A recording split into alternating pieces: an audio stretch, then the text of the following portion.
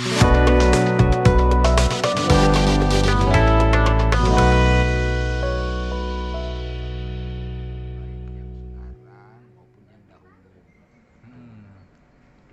jadi kan permasalahan dari sidang sengketa antara Bu Sri ya dengan Bu Sri. Popon Iya. di PAN. Menurut pandangan ini Bang Irwan Yustiarta SH selaku pengamat hukum dan politik di Kabupaten Subang seperti apa gitu Bang? Ya, jadi terima kasih ya.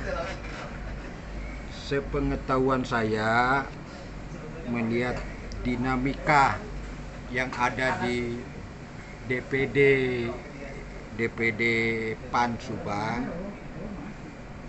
adanya laporan gugatan perdata maupun pidana terhadap Ibu Popon yang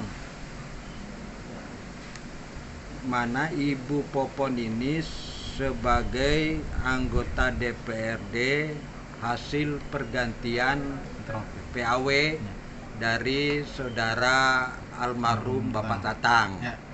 Ya.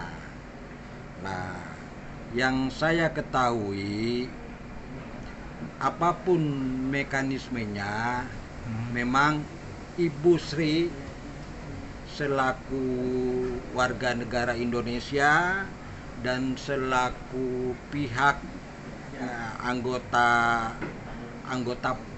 DPD PAN dan juga ikut pada saat Pilcaleg, yang mana dalam Pilcaleg itu Ibu Sri satu dapil dengan Ibu Popon dan Pak Tatang. Nah, apabila Ibu Sri menemukan adanya kejanggalan dari putusan DPD PAN maupun komitmen dengan saudara Ibu Popon, itu sepenuhnya hak Ibu Sri Rahayu Sugiyarti untuk melakukan upaya hukum, karena bagaimanapun kita negara hukum. Yang saya ketahui, masalah ijazah palsu, dugaan ijazah palsu itu juga bisa diproses. Kemudian masalah wan prestasi itu juga bisa diproses. Tinggal kita menyerahkan sepenuhnya kepada lembaga yudikatif Kabupaten Subang, baik Pengadilan Negeri Subang maupun Polres Subang dan Kejaksaan Negeri Subang. Ya. Tanggapan tadi lebih lanjut mungkin Bang. Ini kan sudah sampai ke tahap mau persidangan, terus itu kan dari kejaksaan itu sudah ditetapkan tersangka, tetapi ternyata saudari P ini tidak jadi ditahan oleh pihak kejaksaan. Nah, itu bagaimana? Ya. Jadi penetapan tersangka itu berarti sudah masuk kepada tahap penyidikan. Ya. Berarti dengan minimal 2 alat bukti, Kejaksaan Negeri Subang mempunyai keyakinan untuk menetapkan tersangka. Nah, mengenai ditahan atau tidak, secara hukum pidana, penahanan itu dilakukan untuk yang ancaman hukumannya 5 tahun ke atas, ya. Nah, mengenai kasus yang dilaporkan Ibu Sri Rahayu Sugiyarti kepada Ibu Popon ini, nah itu memenuhi ketentuan tersebut, sanksi hukumannya 5 tahun ke atas. Nah, apakah Kejaksaan Negeri Subang menahan atau tidak, itu kami kembalikan kepada Kejaksaan Negeri Subang. Ya kan kenyataannya tidak ditahan gitu. Nah, tidak ditahan ini ada kriterianya. Apakah tidak ditahan dalam bentuk penahanan paksa di Kejaksaan Negeri Subang atau penahanan rumah? Kita kan belum tahu ini, atau penahanan kota. Itu karena kan dikhawatirkan tersangka ini kan ada potensi dugaan menghilangkan alat bukti, kemudian tidak kooperatif, nah sehingga mempengaruhi proses penyidikan. Namun include penetapan tersangka itu seharusnya juga dilakukan upaya penahanan. Untuk saat ini dugaan Ibu Popon itu di luar, nah itu kita kembalikan kepada Kejaksaan Negeri Subang. Nah selanjutnya kan ini Bang sudah sampai tahap persidangan kan, tapi diadakan mediasi dan tadi hasilnya mungkin tidak ada kesepakatan. Ini Abang melihat sendiri ini bagaimana dari kedua belah pihak, kira-kira apa yang menjadi alasan harus dari DPP bukan DPP PAN, kira-kira gimana? Ya, bisa diambil putusannya gitu. Hakim itu kan tetap mengedepankan restoratif justice kan. Jadi sesuai SEMA Mahkamah Agung pun juga harus melalui proses mediasi dulu. Tapi hakim mediator ini kan hanya memfasilitasi kedua belah pihak. Kalau memang tidak ada titik temunya, ya itu dikembalikan kepada masing-masing pihak, berarti ada proses lanjutnya. Nah, mengenai keputusan dari pengurus DPW PAN Kabupaten Subang, ya kalau saya sebagai pengamat hukum di Subang ya menghormati sepenuhnya. Itu hak prerogatif mereka. Tentunya mereka mempunyai pertimbangan-pertimbangan lain. Artinya mereka siap head to head. Mereka siap head to head dengan Ibu Sri Sugiyarti untuk melakukan beban pembuktian di peradilan nantinya. Itu. Lah, mengenai apakah ini halnya bersifat mahkamah partai kemudian internal partai karena ini sudah diajukan di lembaga peradilan, ya itu kita mengikuti saja perkembangannya seperti apa nantinya. Namun di luar konteks tersebut, dengan tidak mengurangi rasa hormat saya kepada pengurus DPW PAN Subang, untuk diketahui permasalahan internal caleg Dapil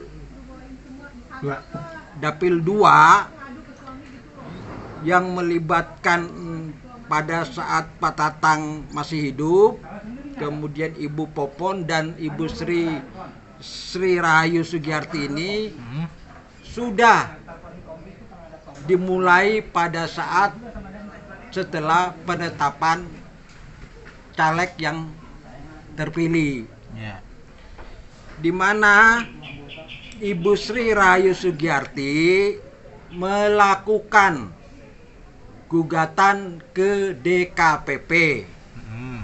Saya selaku kuasa hukum dari Ibu Sri Rahayu Sugiyarti. Yang kami gugat itu adalah KPU dan Bawaslu. Dalam hal ini include adalah dalam putusan ini adalah Bawaslu. Bawaslu Kabupaten Subang. Prinsipnya yang kami gugat masalah Pak Tatang semasa hidupnya dahulu mendaftarkan diri sebagai caleg PAN di saat statusnya juga terdaftar sebagai anggota PDIP. Jadi dia pada saat maju dalam Pilcaleg mempunyai 2 KTA partai yang berbeda. Ya. Yang kedua, prinsipnya mengenai Ibu Popon itu mengenai dugaan money politik pada saat kampanye. Ya. Sehingga dengan dasar itu kami melaporkan pihak Bawaslu Subang, baik Teradu 1 Paruhatan Harap selaku Ketua Merangkap Anggota Bawaslu Kabupaten Subang, Teradu 2 Juju Juharia, Teradu 3 Jeki Johari, Teradu 4 Imanuddin, dan Teradu 5 Cucu Kodir Jailani selaku anggota Bawaslu Kabupaten Subang, ya, yang kami adukan. Dalam putusan DKPP mengabulkan gugatan atau permohonan dari pihak pengadu. Siapa pihak pengadunya? Ibu Sri Rahayu Sugiyarti, yang pada intinya menyatakan para pihak teradu, baik Teradu 1 sampai Teradu 5 yang saya sebutkan tadi, Bawaslu Subang melakukan pelanggaran kode etik. Apa yang dilakukan pelanggarannya? Yaitu dia tidak melakukan fungsi pengawasan terhadap KTA ganda Patatang dan money politik Ibu Popon. Nah, untuk lebih jelasnya ini ada dalam putusan DKPP. Pengaduan dari pihak pengadu terbukti adanya dugaan money politik yang dilakukan caleg nomor urut 1, yaitu Ibu Popon. Nah, ya. Caleg nomor urut 2. Bukan. Caleg nomor 1 Ibu Popon, caleg nomor 2 Tatang. Hasil perolehannya. Iya. Nah, disinilah yang harusnya menjadi pokok bahasan dari pihak DPD PAN Kabupaten Subang. Ya. Coba saya lihat dulu. Haja Popon Supriyatin SPD, daerah pemilihan Jalan Cagak, Kecamatan Cisalak, Kecamatan Sagalaherang, Kecamatan Ciater, Kecamatan Tanjung Siang, Kecamatan Kasomalang, Kecamatan Serang Panjang. Nomor urutnya dari Haja Popon Supriyatin SPD nomor urut 1. Yang nomor urut 2 Dr. Andus Tatang Kusnandar, nomor urut 3 Ade Wahyudin, nomor urut 4 Diki Nur Rahman SE, nomor urut 5 Sri Rahayu Sugiyarti pengadu, nomor urut 6 Intan Lembana Putrika, nomor urut 7 Dede Nandar Suhendar, nomor urut 8 Sensen Antonius. Ya. Sekarang yang menjadi pokok permasalahan seharusnya pihak DPD PAN menghormati keputusan DKPP yang telah menyatakan pihak teradu Bawaslu melakukan pelanggaran kode etik. Pelanggaran kode etik mengenai adanya bukti nyata Tatang Kusnandar mempunyai 2 KTA dan Ibu Popon Supriyatin melakukan money politik dalam kampanye. Artinya konsekuensi hukumnya pada saat itu juga Haja Popon Supriyatin dan Dr. Andus Tatang Kusnandar ini sudah tidak memenuhi kriteria, sudah cacat hukum. Nah, ternyata tidak berlanjut, tidak diperhatikan putusan ini karena saya sebagai kuasa hukum tidak mengikuti lagi, saya serahkan kepada klien saya. Belakangan saya ketahui saudara Tatang Kusnandar yang terpilih almarhum, meninggal, otomatis diganti oleh Ibu Popon Supriyatin. Nah, seharusnya kalau mengacu kepada putusan DKPP, yang mempunyai hak adalah Ibu Sri Rahayu Sugiyarti. Bagaimana mungkin DPD PAN Subang mengangkat Saudari Haja Popon Supriyatin SPD yang dalam persidangan DKPP terbukti melakukan money politik. Ini masalahnya. Artinya, ayolah mari kita menghormati hukum dan mari kita mempunyai ketaatan moral, kepatutan dan kebijaksanaan. Bagaimana mungkin dipilih, diangkat caleg Ibu Popon yang nyata-nyata dalam putusan DKPP pun dia sudah dinyatakan tidak layak, dinyatakan terbukti, bukti pengadu bahwasanya dia melakukan money politik terbukti, sehingga konsekuensinya teradu 1 sampai teradu 5 pihak Bawaslu diberikan sanksi. Harusnya ini putusan DKPP ditindaklanjuti oleh DPD PAN Subang. Ya, kesimpulannya berarti harusnya DPD PAN Subang tunduk taat berpanduan kepada hasil putusan DKPP. DKPP. Ya, ini putusan DKPP-nya. Nah, ini gimana nih? Ini kan berarti kan tidak dijalankan gitu, Bang. Ya. Kira-kira konsekuensi hukumnya seperti apa? Lalu nanti bagaimana dengan si Bu Sri ini? Karena pertanyaan yang menarik bagi saya, karena ini tidak dijalankan, maka saya sebagai kuasa hukum Ibu Sri Rahayu Sugiyarti khusus dalam gugatan di DKPP akan menindaklanjuti putusan DKPP ini sampai ke DPP PAN. Saya hakul yakin, seyakin-yakinnya DPP PAN akan menghormati putusan DKPP. Dan putusan DKPP ini mengikat sampai pada selesainya tahapan masa jabatan DPRD saat ini. Putusan ini masih mengikat, ya.